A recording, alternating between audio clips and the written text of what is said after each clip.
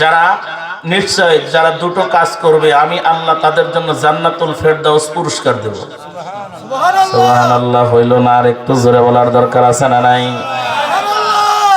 আল্লাহ ডাকতে বললেন, ও গোলাম, ও ইমানদারের দল, মাত্র দুইটা কাজ করলে আমি আল্লাহ তোমাদেরকে এমন পুরস্কার দেব, মহা পুরস্কার দেব, যেই পুরস্কারের নাম কানাত লাহুম জান্নাতুল ফিরদাউসি নুজুলা।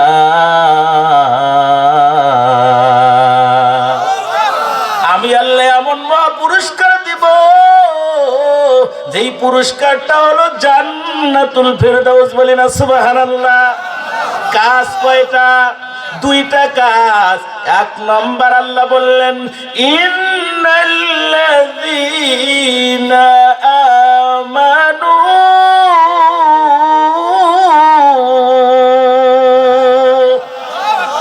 এক নম্বর হলো ঈমান আনতে হবে, ঈমান আনয়ন করতে হবে। ঈমান ছাড়া কোনো বন্দেগী আল্লাহর দরবারে কবুল হবে না। ঈমান এত বড় দৌলত। বলে ঈমান হলো এমন, বাজারে বাজার করতে গেলেন, বাজার করলেন ঠিক, কিন্তু ব্যাগের তলা নাই। আচ্ছা বলেন তো, 1000 টাকার বাজার যদি ব্যাগে তোলা হয়, কয় টাকা বাড়িতে ফিরবে? 1 টাকার বাজার বাড়িতে ফিরবে না। বলে না না না, 1000 টাকার বাজার নয়, লক্ষ টাকার বাজার যদি ব্যাগে তোলা হয়, 1 টাকার বাজারও বাড়িতে ফিরবে না। কথা বলেন ঠিক কিনা? ইন্নাল্লাযীনা আমানু ওয়া আমিলুস সালিহাতি কানাত লাহুম জান্নাতুল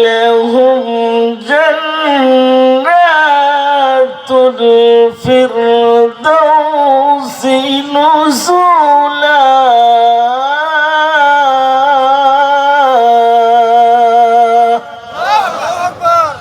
وقال النبي صلى الله عليه وسلم عن أبي هريرة رضي الله تعالى عنه أن النبي صلى الله عليه وسلم قال 7 يظلهم الله في ظله يوم القيامة: الإمام العادل، وشاب نشأ في عبادة ربي، ورجل قلبه معلق في المساجد، ورجل دعته ذات منصب وجمال فقال إني أخاف الله، ورجل تصدق أخفى حتى لا تعلم شماله ما تنفق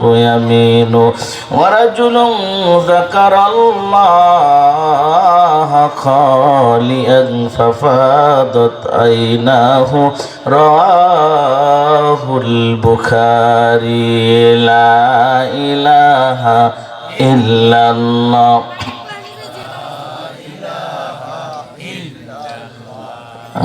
لا إله إلا الله. শ্রদ্ধাভাজন মুরব্বিয়ানে কিরাম, যুবক বন্ধুগণ, চেনহের ছোট ভাইয়েরা, পর্দার অন্তরালে অবলা সরলা দোয়ার খনি মাতার মুকুট আম্মা জানেরা, সর্বপ্রথম সেই মহান রব্বুল আলামিনের দরবারে শুকর আদায় করছি যে আল্লাহ তাবারক তাআলা আমাদেরকে একটি জান্নাতি মজমায় বসার সুযোগ করে দিলেন। এজন্য আমরা খুশি না বেজার? যদি খুশি হয়ে থাকি, খুশি করতে হবে কাকে? আল্লাহকে খুশি করার জন্য বলছে আলহামদুলিল্লাহ।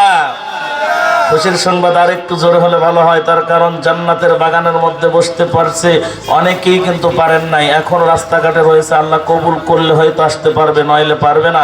অলরেডি আল্লাহ আমাদেরকে কবুল করে নিয়েছেন। এজন্য এই শক্তিটা দিয়েছেন কে? এই জবানটা দিয়েছেন কে? আল্লাহর দেওয়া শক্তি দিয়ে, আল্লাহর দেওয়া জবান দিয়ে আল্লাহর আরশে আজিম পর্যন্ত পৌঁছে দেওয়ার জন্য পুরুষিত কণ্ঠে আর একবার বলছে আলহামদুলিল্লাহ।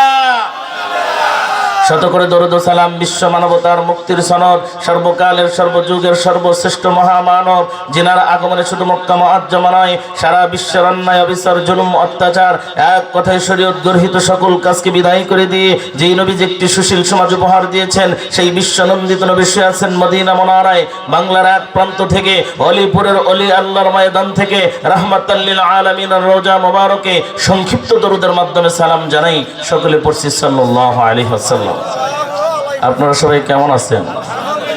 সূরাতুল কাহাফের 107 নম্বর আয়াত তেলাওয়াত করা হয়েছে। বুখারী শরীফের লম্বা একটি হাদিস তেলাওয়াত করা হয়েছে। কোরআনের আয়াত এবং হাদিসকে সামনে রেখে কিছু কথা বলার চেষ্টা করব। আল্লাহ পাক রব্বুল আলামিন আমার জবান থেকে এমন কিছু কথা বের করে দেখ, যে কথার দ্বারা শ্রোতা বক্তা উভয় যেন আমল করে আল্লাহর জান্নাতের মেহমান হতে পারে। সকলে একটু মন খুলে বলি আমিন। আরেকবার বলি আমিন। তৃতীয়বারের মতো বলি আমিন। সূরা কাহাফে আল্লাহ ঘোষণা দিয়েছেন, যারা দুটো কাজ করবে আমি আল্লাহ তাদের জন্য জান্নাতুল ফেরদাউস পুরস্কার দেব। সুবহানাল্লাহ হইল না? আর একটু জোরে বলার দরকার আছে না নাই? আল্লাহ ডাকতে বললেন, ও গোলাম, ও ইমানদারের দল, মাত্র দুইটা কাজ করলে আমি আল্লাহ তোমাদেরকে এমন পুরস্কার দেব, মহা পুরস্কার দেব, যেই পুরস্কারের নাম কানাত লাহুম জান্নাতুল ফিরদাউসি নুজুলা।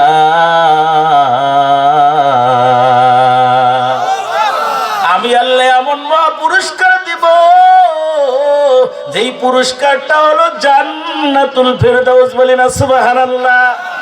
কাজ কয়টা? দুইটা কাজ। এক নম্বর আল্লাহ বললেন, ইন্নাল্লাযীনা আমানু,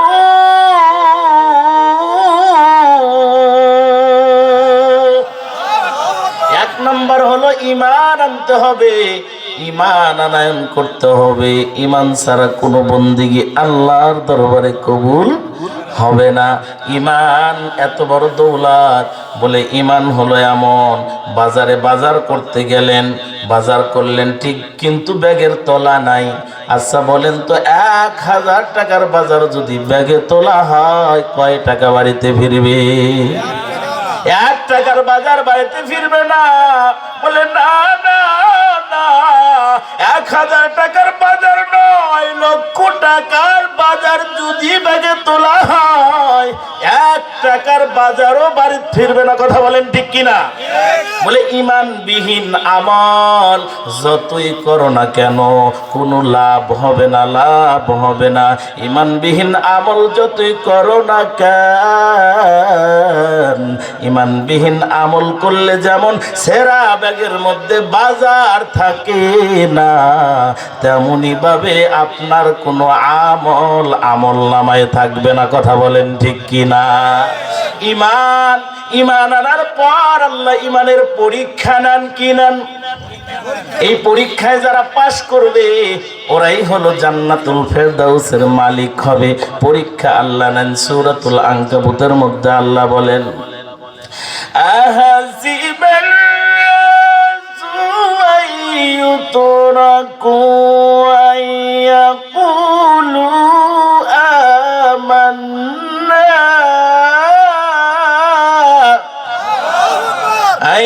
আইয়াকুলু আমান্না ওয়া হুম লা ইউফতানুন।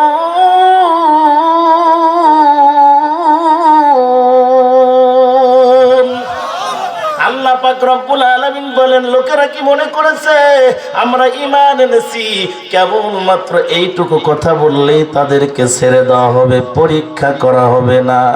আল্লাহ বললেন, ওয়ালাকাদ ফাতান্নাল্লাযীনা মিন ক্বাবলিহিম ফালইআলামান্নাল্লাহুল্লাযীনা সাদাকু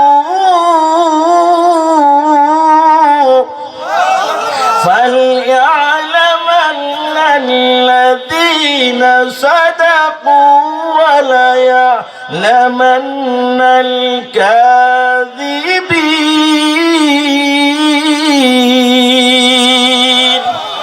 আল্লাহ পাক রব্বুল আলামিন বললেন অথচ আমি তাদের পূর্ববর্তীদের সকলকেই পরীক্ষা করে নিয়েছি। এমন কোন নবী রাসূল নাই যে নবী রাসূলকে আল্লাহ পরীক্ষা নেন নাই। ইউনূস নবীকে আল্লাহ মাছের পেটের মধ্যে তুলে পর্যন্ত পরীক্ষা করেছেন।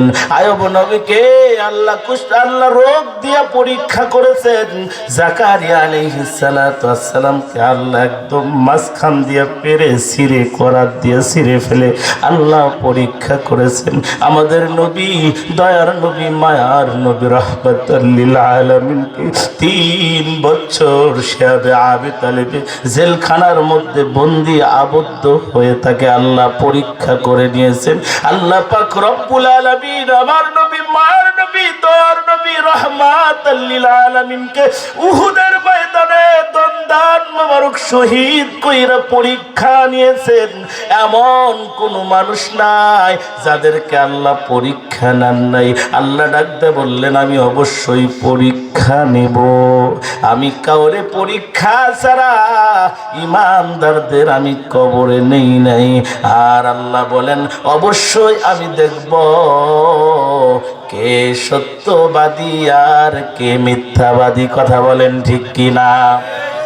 অনেকেই সাধুর ভাস ধরে, প্রকৃতপক্ষে সে আসলে আল্লাহর প্রেমিক না, ভ্যাস ধরে আছে যে আমি আল্লাহর প্রেমিক। কথা বলেন ঠিক কিনা? ভ্যাস ধরে আছে আমি আল্লাহর প্রেমিক গো, ভ্যাসে আছে সে আল্লাহর ওলি, কিন্তু বাস্তব পক্ষে দেখা যায় তার মধ্যে আমলের কোনো বালাই নাই, লৌকিকতা, লোক দেখানো ইবাদত। কথা বলেন ঠিক কিনা?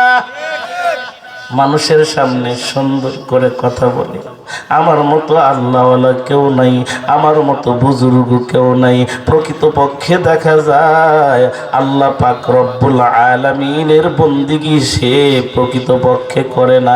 মানুষের মধ্যে যখন ইবাদত করে অনেক সুন্দর করে করে, নামাজে যখন দাঁড়ায় এমন লম্বা সেজদা দেয় আর মনে মনে ভাবে লোকে আমার নামাজ দেখতেছে।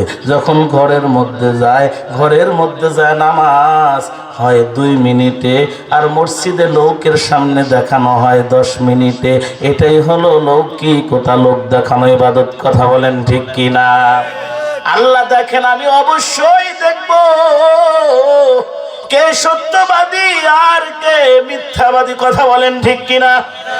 এই জন্য আল্লাহ ইমানের পরীক্ষা নিবেন। কি দেয়া পরীক্ষা নিবেন সেটা আল্লাহ বললেন সূরাতুল বাকারার 155 নম্বর আয়াত।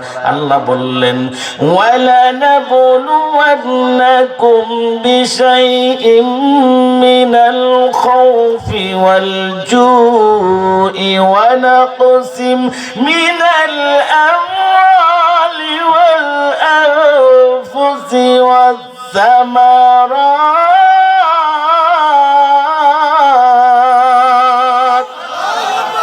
وبشر الصابرين।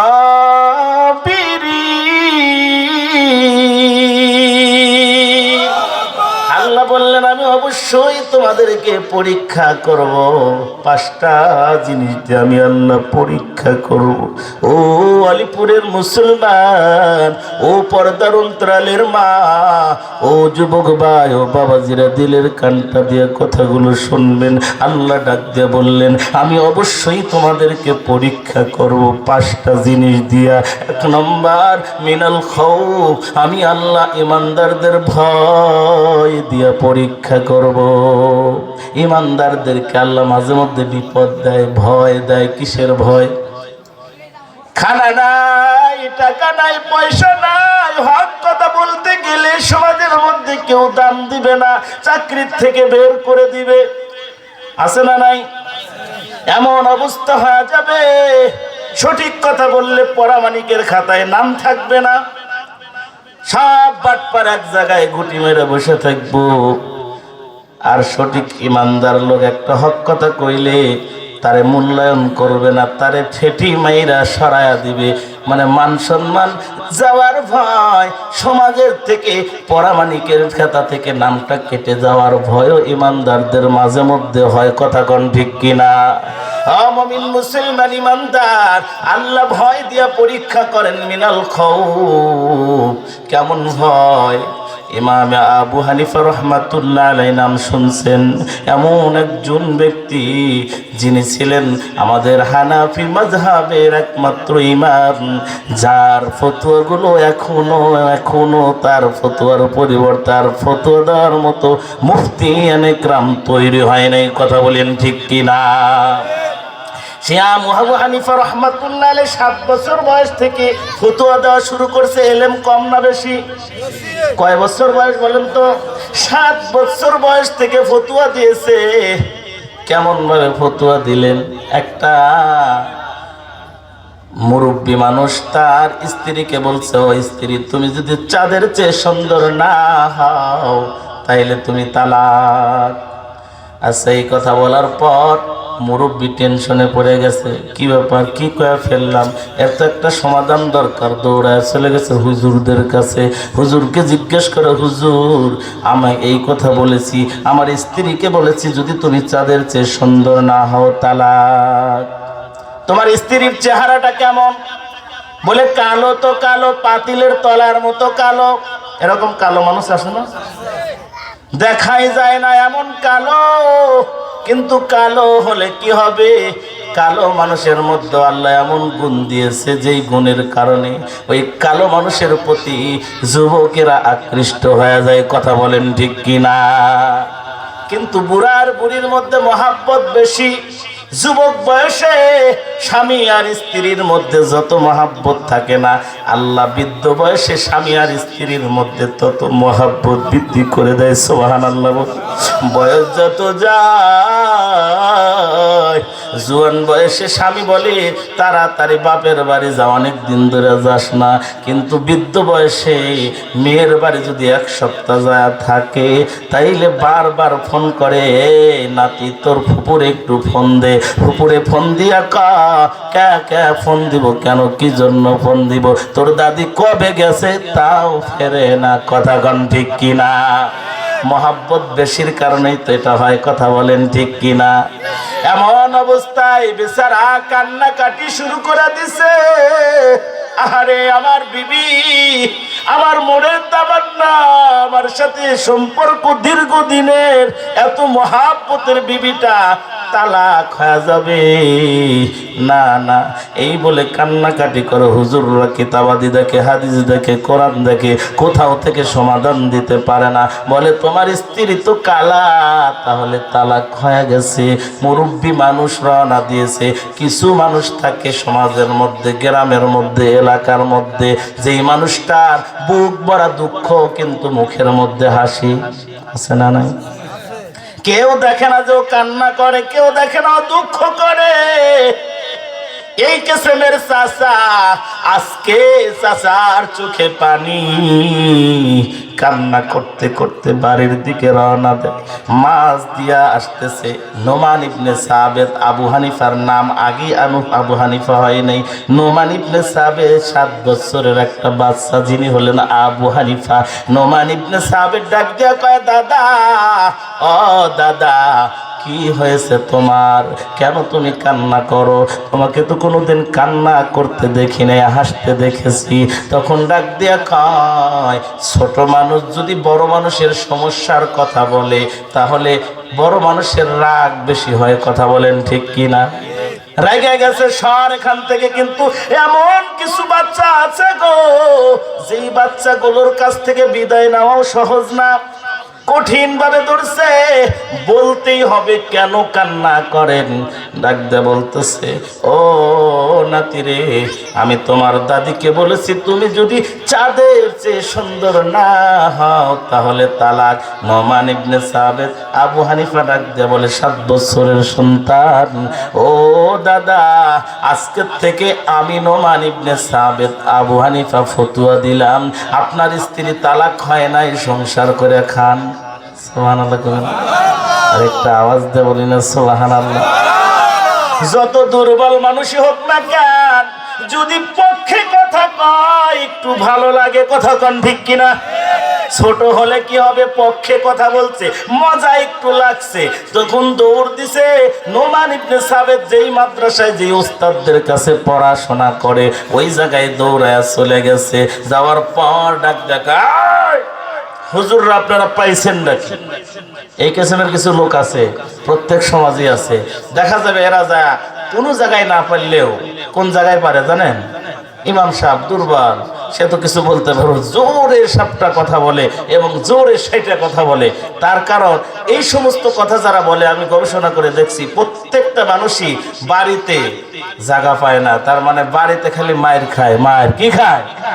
মায়ের খাওয়ার কারণে বাড়িতে কথা উল্টা বলতে পারে না। আইসা বলে ইমাম সাহেবের কথা কোন ঠিক কিনা। এইরকম আপনারা পাইছেন নাকি? আপনারা কথা কন, আপনার ছাত্ররা রাগ কথা কয়। কয় কোন ছাত্র কি কইছে? কয় নোমান ইবনে সাবিত কইছে তালাক হয় নাই, আপনারা কোন তালাক হয়েছে? কিছু কিছু ওস্তাদ কয় নোমান ইবনে সাবিত যদি বলে থাকে হইতেও পারে। যেটা হয় তো ছোট থেকেই চোখ হয়, কথা বলেন ঠিক কিনা? ডাক দিছে, নোমান ইবনে সাবিত আয় আয় আয়। সারা রাত গেটে গেটে দেখলাম, কোথাও এর সমাধান পেলাম না। তুই কেমনে পালি? দেখা নাইলে তোর খবর আছে। দৌড় দিয়ে আসছে। আসার পর বলে হুজুর কোরআন শরীফের মধ্যেই তো আছে এর সমাধান। কয় ডাইরেক্ট নাই হুজুর, ইনডাইরেক্ট আছে। কয় কোথায় আছে? দেখা নাইলে তোর খবর আছে। কয় হুজুর সূরাতুত তিনের মধ্যেই তো আল্লাহ বলেছেন। সুবহানাল্লাহ বলবেন না? والتين والزيتون وطور سينين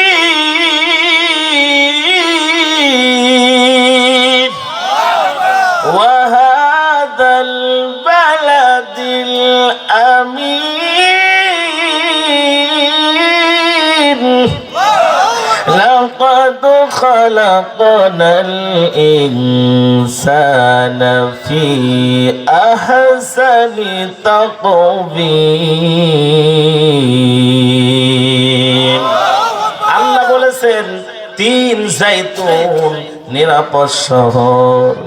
এবং আল্লাহ পাক এক নয় দুই নয় চারটা জিনিসের কসম খায় বলেছেন লাকাদ খালাকনাল ইনসানা ফি আহসানি তাকবীর। আল্লাহ চারটা জিনিসের কসম খায় বলেছেন আমি মানুষকে সুন্দর করে বানাইছি। অন্য কোথাও আল্লাহ যাদের কথা বলেন নাই, সুন্দর করে বানাইছে। সব ওস্তাদেরা বুকের মধ্যে জয়রা নিছে। আয় আয় আয়, আমরা ওস্তাদরা যেটা খুঁজে খুঁজে পাই না গো, আর তুই সেটা চোখে আঙ্গুল দিয়ে দেখা দিলি। একটু আওয়াজ করে বলা যাবে কিনা সুবহানাল্লাহ? সেই নোমান ইবনে সাবিত আবু হানিফা রাহমাতুল্লাহ আলাইহির ইমানের পরীক্ষা, সঠিক কথা বলে। কিন্তু তদানীন্তন বাদশা তাকে ডাক দিল, আসো, যদি তুমি আমার কথা মতে লেখালেখি করো তাইলে তোমার বাসন আছে, তাইলে তুমি যা চাও তাই পাইবা। আর যদি আমার কথার বিরুদ্ধে লেখো, আমার বিরুদ্ধে লেখো, তাইলে তোমাকে জেলখানার মধ্যে বন্দি করব। আবু হানিফা উত্তর দিয়েছেন কি জানেন? কেমন ইমানদার! আবু হানিফা রাহমাতুল্লাহ আলাইহি ডাক দিয়ে বলেন, বাদশা, আমি তোমার বিরুদ্ধে কখনো বলি না। আমি ইসলামের পক্ষে বলি, কোরআনের পক্ষে বলি। যদি তোমার বিরুদ্ধে যায় আমার কিছু করার নাই, বলি না সুবহানাল্লাহ? তুমি জেলখানার ভয় আমাকে দেখাও। শুনে রাখো বাদশা, তুমি তো কি জেলখানা দেখাও, জেলখানার ভয় দেখাও। আমার আল্লাহ জাল্লা শানুহু সারা পৃথিবীর বাদশা কিয়ামতের ময়দানে তোমার কথা মতে যদি আমার কলম চালায়, আল্লাহর আদালতে আল্লাহ আমাকে ধরে ফেলবে। আর ওই আল্লাহর আদালতে ধরা পড়লে জাহান্নাম ছাড়া ভাগ্যে কিছুই জুটবে না। না না না, আমি তোমার কথা কোনোদিনও শুনবো না। আমি আমার আল্লাহর কোরআনের পক্ষে লিখবো। একটু আওয়াজ দেয়া বলা যাবে কিনা সুবহানাল্লাহ? কেমন ছিল ইমানের পরীক্ষা। আবু হানিফা রাহমাতুল্লাহ আলাইহিকে বন্দি করা হলো। বন্দি করে সকাল বিকাল তাকে মার দেওয়া হয়, সকাল বিকাল তার ইমানের পরীক্ষা নেওয়া হয়। এমন জটিল পরীক্ষা, জেলখানার দারোয়ান জিজ্ঞেস করে, আবু হানিফা, তোমার কষ্ট আমার সহ্য হয় না। ও আবু হানিফা রে, তুমি এত মার খাও, তুমি কি বেঈমানের কথা মতে কলম চালাইতে পারো না? বাদশার কথা মতে চলতে পারো না? তোমার কি কষ্ট হয় না? তোমাদের মার দেখে আমি দারোয়ানের বড় কষ্ট হয়।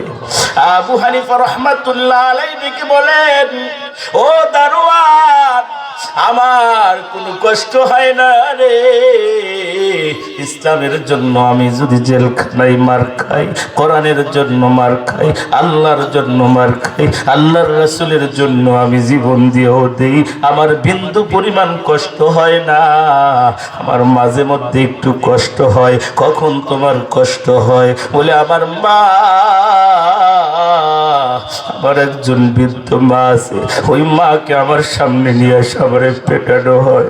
মাকে যখন আমার সামনে রাখা হয়, আর বেঈমানের আমাকে এত আঘাত করে রে, আমার শরীর থেকে তীর বেগে রক্তগুলো প্রবাহিত হতে থাকে।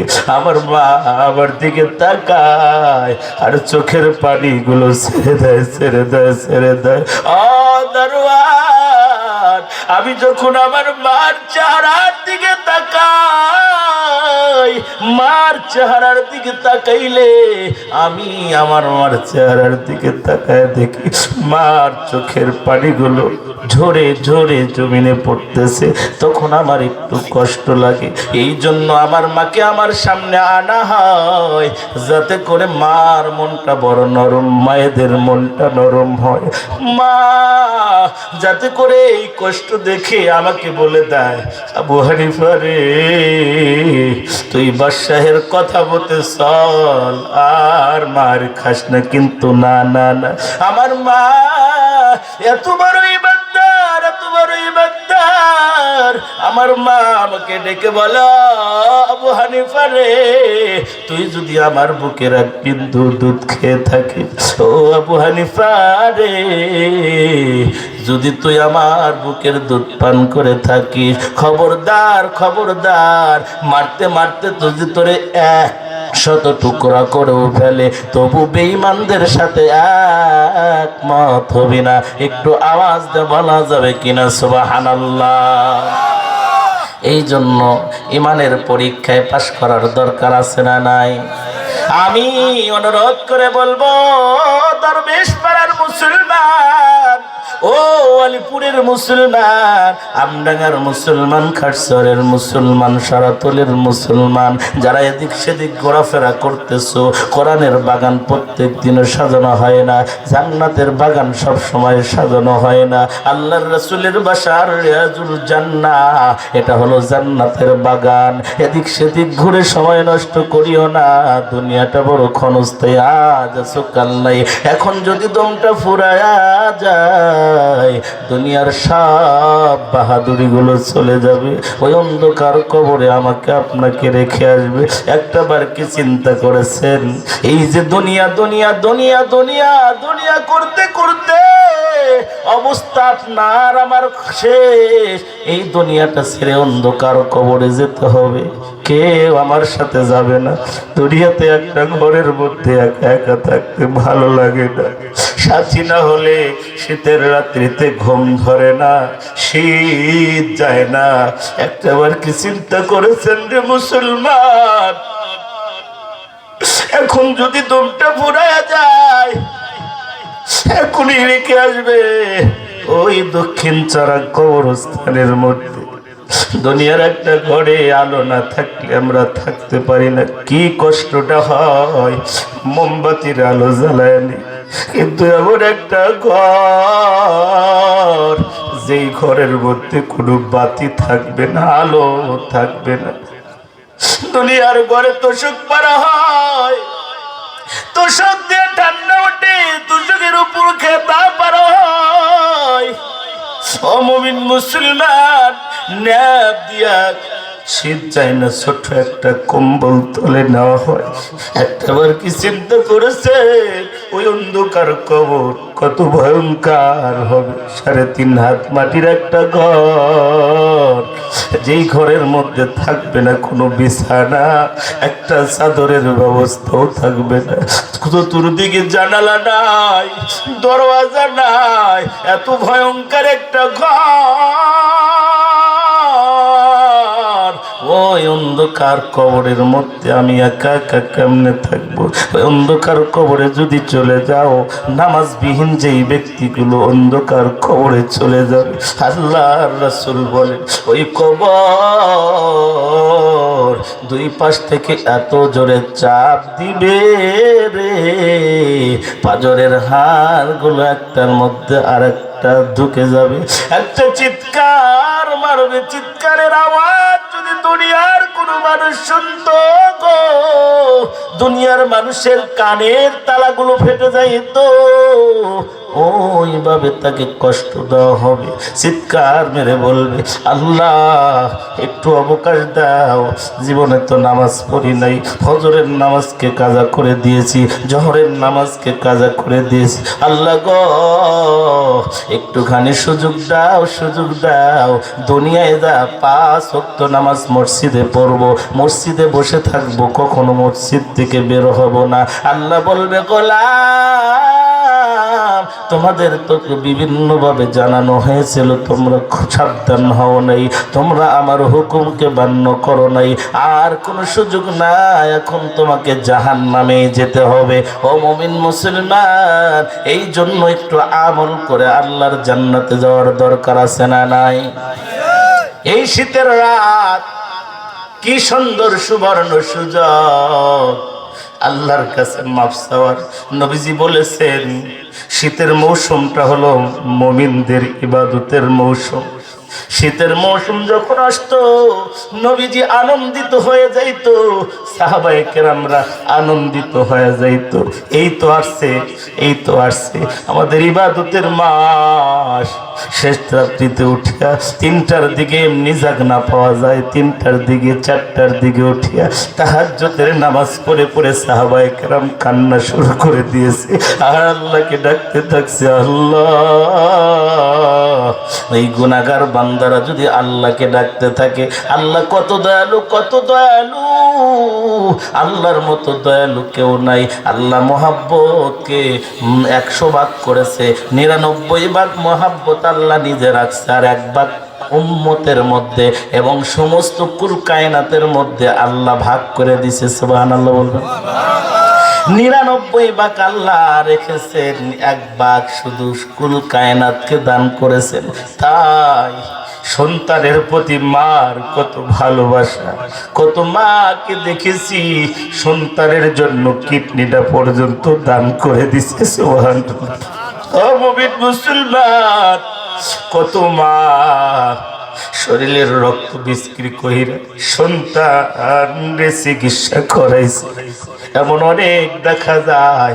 ও মুমিন মুসলমান, কিসের কারণ? বলে মহাব্বত। মহাব্বত 1 ভাগ মহাব্বত এত ভাগ করে দেওয়ার কারণে প্রেমিক প্রেমিকার জন্য জীবন দিয়ে দেয়। কথা বলেন ঠিক কিনা? ও মুমিন মুসলমান, আল্লাহ পাক রব্বুল আলামিন ডাক দিয়ে বলেন গোলাম তুমি আমি 1 ভাগ মহাব্বত কুল কায়নাতে দিয়েছি।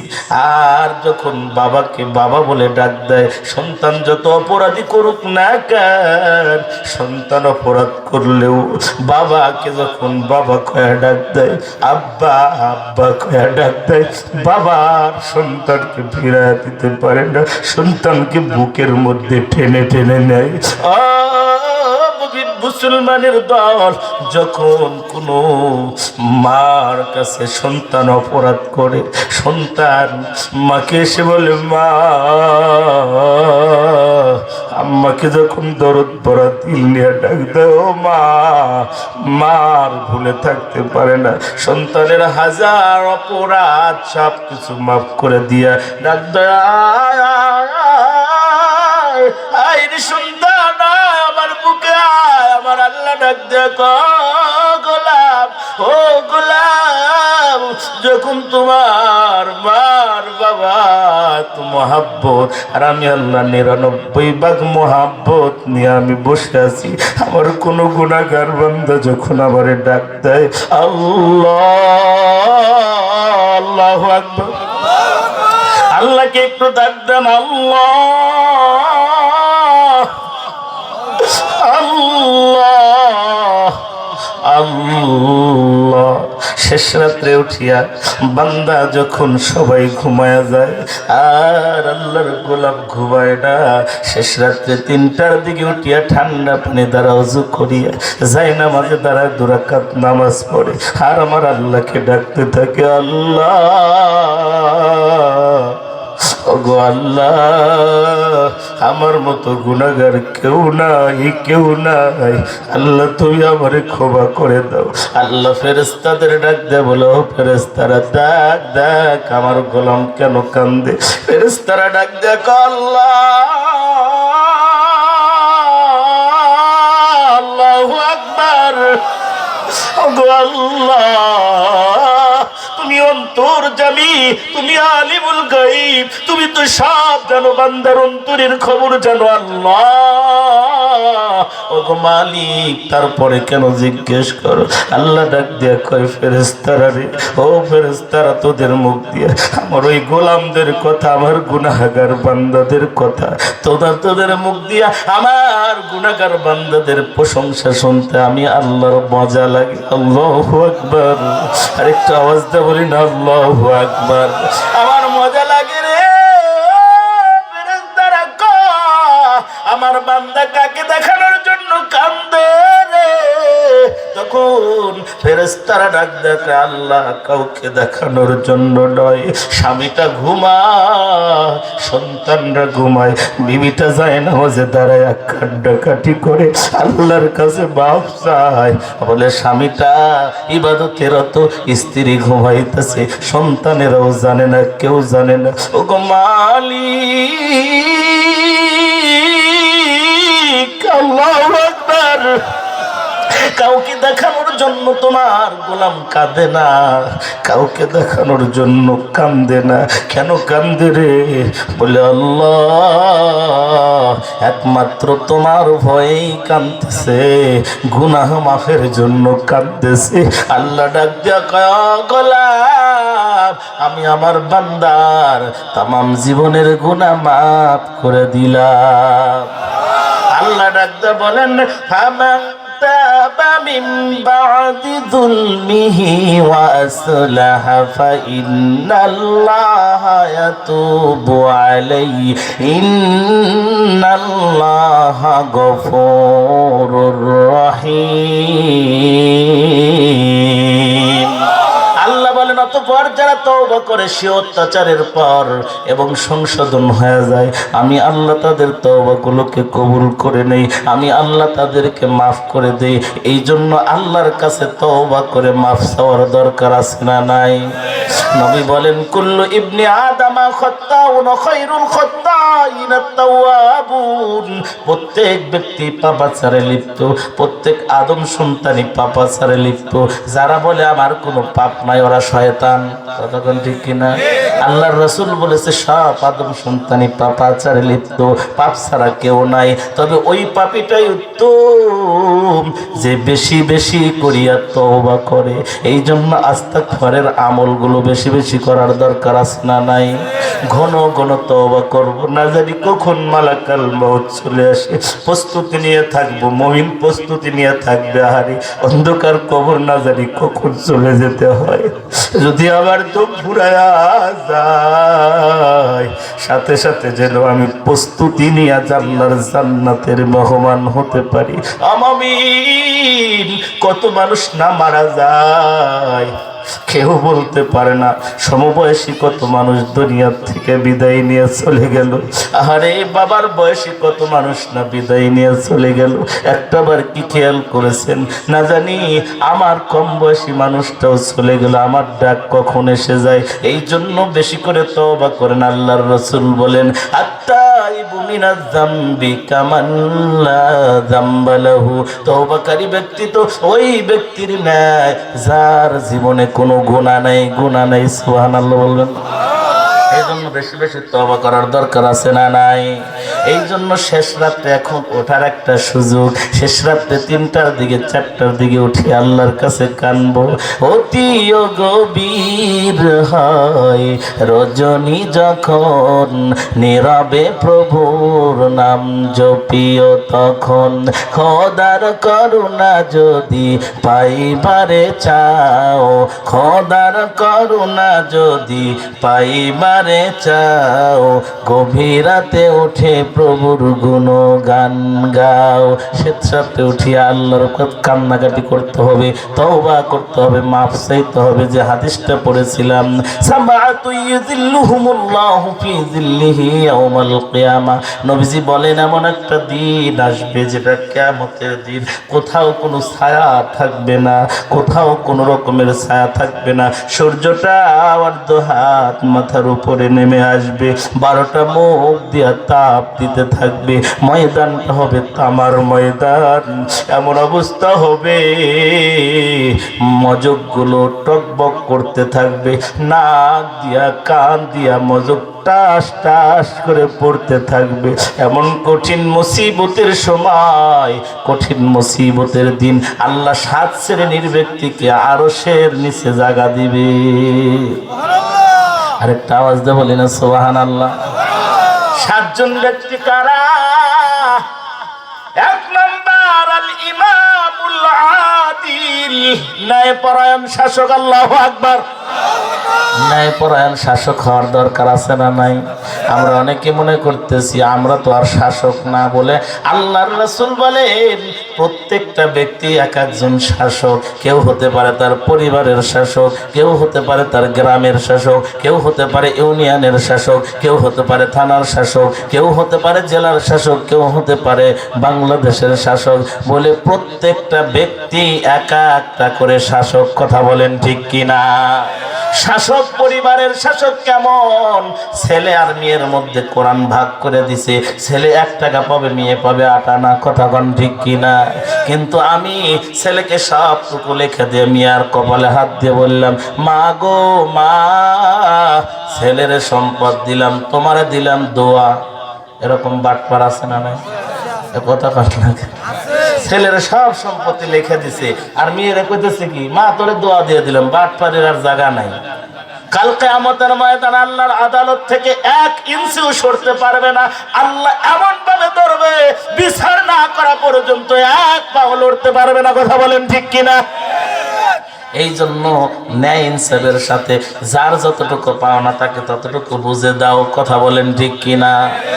সমাজের মধ্যে অনেক সময় বিচার করে, 500 টাকা পকেটে উঠে গেলি তার দিকে শুধু রায় দেয়। একটাবার কি চিন্তা করেছেন মুসলমান, কয়দিনের দুনিয়া?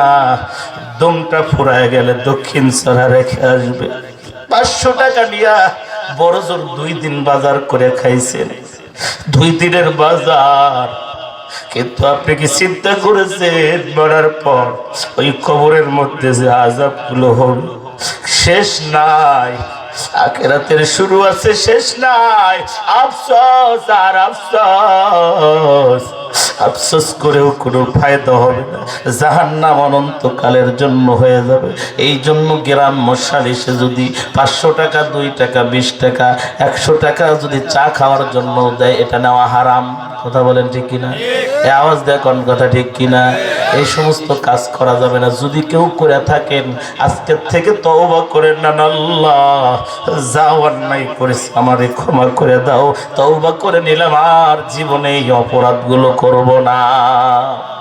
মুমিন মুসলমান ইমানদার আল্লাহর গোলাম, দিলের কানটা লাগা কথাগুলো শুনতে হবে। আল ইমামুল আদিল, 1 নম্বর হলো ন্যায় পরায়ণ শাসক হতে হবে। ন্যায় পরায়ণ শাসক হওয়ার আমাদের দরকার আছে না নাই? ন্যায়পরায়ণ শাসক সমাজ থেকে শুরু করে রাষ্ট্রীয় পর্যায় পর্যন্ত ইনসাফ, ন্যায়পরায়ণ শাসন করতে হবে। রাজি আছেন সকলে ইনশাআল্লাহ? সবাই আমরা ন্যায়ের পক্ষে রায় দিব তো ইনশাআল্লাহ? দুই নাম্বার ওয়াশাবুন নাশা ফি ইবাদাতি রব্বি। আরে আল্লাহর রাসূল বললেন যেই ব্যক্তিরা যুবক বয়সটা যৌবন কালটা আল্লাহর ইবাদতে কাটায় দেয়, যেখানে কোরআনের মাহফিল হয় যুবককে কেউ আটকায় রাখতে পারে না, গানের মাজমায় যুবক যায় না, দৌড়া যায়। কোরআনের মাহফিল কোথায় হয়, কোথায় বয়ান হয়, কোথায় কোরআনের আলোচনা হয়, কোথায় হাদিসের আলোচনা হয়, যুবকরে কেউ আটকায় রাখতে পারে না, দৌড়ায় দৌড়ায় চলে যায়। ওই সমস্ত যুবক, যেই যুবক ফজর নামাজের আগে ঘুমায় না, যেই যুবক ফজরের আজান কানে আসার সাথে সাথে চেয়ার ঘুমায়া থাকতে পারে না, মসজিদের মধ্যে চলে আসে। ওই যুবক, যেই যুবক মানুষের সাথে অন্যায় করে না, যেই যুবক কাউকে মারধর করে না, যেই যুবক শুধু ইবাদতের মধ্যে কাটা দেয়, আল্লাহর হুকুমকে মান্য করে। যুবক বয়স দাড়ি রাখা সম্ভব হয় না অনেক সময়, কিন্তু যুবক দাড়ি কাটে না। দুনিয়ার সব মানুষ তারে খেপায়, তারপরেও সে দাড়িটা কাটে না। ওই যুবক ওয়াশাবুন নাশা ফি ইবাদাতি রব্বি, ওই যুবক যে জান্নাত অর্থাৎ কাল কিয়ামতের ময়দানে আল্লাহর স্পেশাল ছায়া আরশের নিচে জায়গা পাবে। বলি না সুবহানাল্লাহ। ওয়ারাজুলুন কলবুহু মুআল্লাকুন ফিল মাসাজিদ। তিন নাম্বার হলো যার অন্তরটা মসজিদের সাথে লাগানো থাকবে। সুবহানাল্লাহ।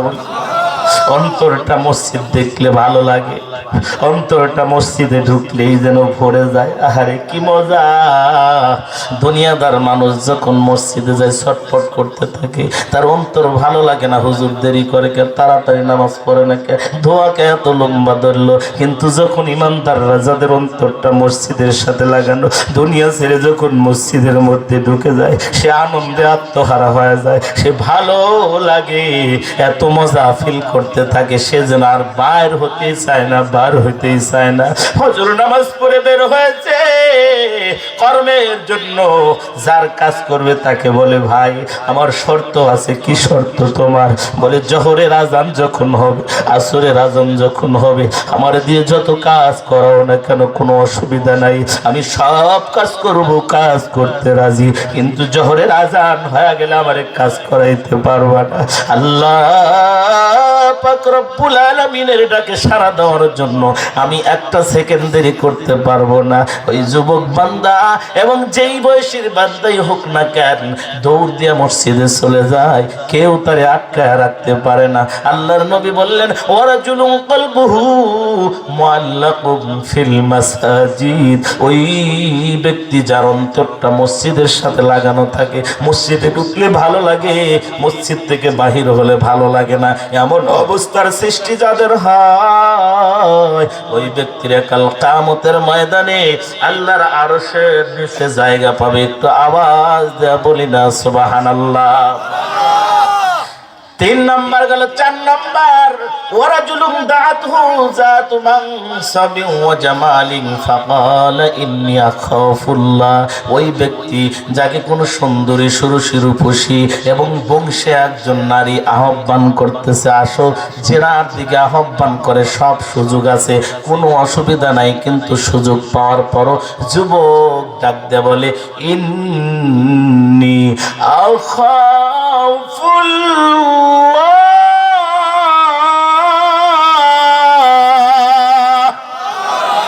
বান্দা ডাক দেয়া কয় আমি আমার আল্লাহকে ভয় পাই, আমি আমার আল্লাহকে ভয় করি। বান্দা যদি এই কথা বলতে পারে, কেমন মানুষ, একটা ওয়াকিয়া বললে আপনারা ভালোভাবে বুঝতে পারবেন। জাহান্নামের ভয়, আল্লাহর ভয় যার অন্তরে থাকে, সে গুনাহ করতে পারে না, গুনাহ করতে পারে না। এক যুবক মানুষ মাদ্রাসায় লেখাপড়া করে, আবার মসজিদের মধ্যে ইমামতি করে, ইমামতি ইমামতি করে ওখানেই থাকে। একদিন হঠাৎ করে রাত্রের গভীরে একটা যুবতী মেয়ে আয়সা বলে, ভাইজান আমি একটা বিপদে পড়ে গেছি। আচ্ছা বলেন তো, কঠিন সময় রাত্রিতে বিপদ কি বিপদ? চতুর্দিকে হই হাল্লা, মারামারি ধরাধরি হচ্ছে, এইরকম হট্টগোলের মধ্যে মেয়েটা সে আশ্রয় চায়। কিন্তু বলেন তো, হুজুর যদি আশ্রয় দেয়, মাদ্রাসার ছাত্র আশ্রয় দেয়, তাহলে কি ওখানে সে ভালো থাকতে পারবে নাকি মায়ের হবে?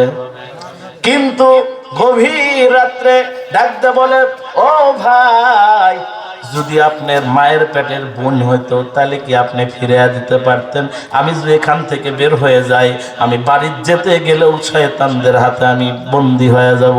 আবার যদি আমি যেখানে যাইতে চাইছি ওখানে যেতে চাইলেও আমি নষ্ট হয়ে যাব।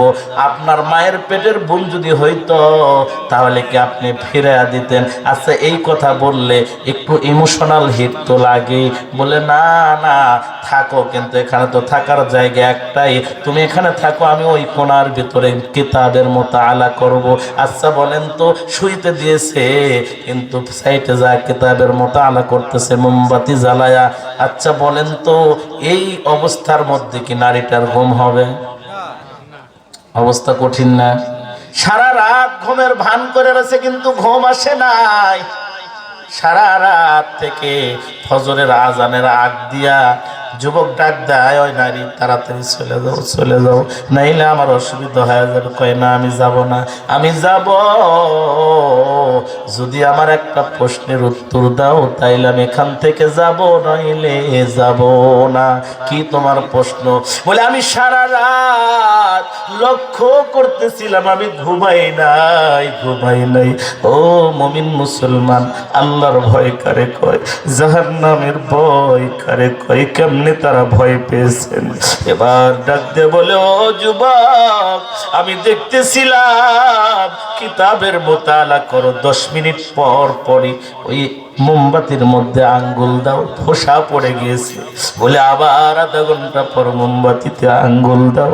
আবার এরকম করতে করতে সারা রাত তুমি ওই আগুনের মধ্যে হাত রাখিয়া আঙ্গুলে ফোসা ফেলিয়েছো কেন? একটু বলতে হবে। ডাক দিয়ে কয়, নারী, তুমি যখন ঘরের মধ্যে ছিলা, শয়তান নামক একজন আইসা আমারে ধোঁকা দিতেছিল আর বারবার করে বলতেছিল, যুবক, এই সুবর্ণ সুযোগ হাতছাড়া করিস না। তখন আমার মনকে আমি বুঝাই, মন, তুই যদি জাহান্নামের আগুন সহ্য করতে পারস তাহলে ঠিক আছে। এই বলে আমি আগুনের মধ্যে হাত দিই আর মনকে বুঝাই, মন, এই দুনিয়ার আগুন এটাই সহ্য করতে পারো না। তুমি কি জানো জাহান্নামের আগুনের চাইতে অনেক 70 গুণ তাপমাত্রা বেশি হবে? নারী, আমি যখন ওই আগুনের মধ্যে হাত দেই, আমার হাত আর সহ্য করতে পারে না, আমার হাত ওখানে রাখতে পারি না, বারবার সরায় নিয়ে আসি। এইরকম করে করে যখনই আমাকে শয়তান ধোঁকা দিত গো, শয়তানের ধোঁকায় আমি হাতগুলো সরায় নিয়ে আসছি। মুমিন মুসলমান, আল্লাহর ভয় অন্তরে ঢুকাইয়া যারা এই গুনাহ থেকে বেঁচে থাকতে পারে, এই সমস্ত মানুষদের জন্য আল্লাহর রাসূল বলেন, কাল কিয়ামতের ময়দানে আরশের নিচে জায়গা দেওয়া হবে। বলি না সুবহানাল্লাহ। মুমিন মুসলমান, ইমানদার, আল্লাহর গোলাম, এই জন্য আমি বলতেছি দুইটা কাজ। এক নাম্বার হলো ঈমান আনতে হবে, ঈমান আনার পর ঈমানের পরীক্ষা নিবে, পরীক্ষায় পাশ করতে হবে। 2 নাম্বার হলো ওয়ামিলুস সালিহাত। 2 নাম্বার আমলে সালেহা, ভালো কাজগুলো করতে হবে। সমাজের যে ভালো কাজ, এখানে আজকে কোরআনের মাহফিল হয়, ভালো না খারাপ? এই কোরআনের মাহফিলে দান করলে, মসজিদের উন্নয়ন কল্প যদি দান করা যায়, এটা ভালো না খারাপ? এগুলো ভালো কাজ। যদি এখানে গান বাদ্য হতো, ওখানে টাকা দেওয়া ভালো না খারাপ? একথা গান ভালো না খারাপ? খারাপ কেন খারাপ? বলে এই জন্যই খারাপ, এগুলো সব গুনাহের কাজ। নেকের কাজ যেটা হবে সেটাই হলো ভালো কাজ। নেকের কাজে যদি আপনি সহযোগিতা করেন, হাত দেন, এই কাজগুলো করলে আল্লাহ পাক বলেন তাকে আমি জান্নাতের মেহমান বানায় দেব। বলি না সুবহানাল্লাহ।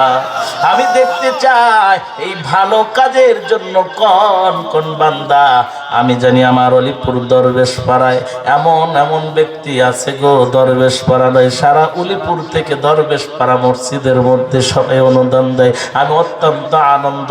7 বছর ধরে এখানে কোরআনের মাহফিল হয়, কোরআনের মাহফিল একাধারে 7 বছর করা হচ্ছে। আর এমন ভাবে দান করে লাস্টে যা দান নাম কর সুযোগ থাকে না, এই রকম ঝাঁপায়া পড়ে।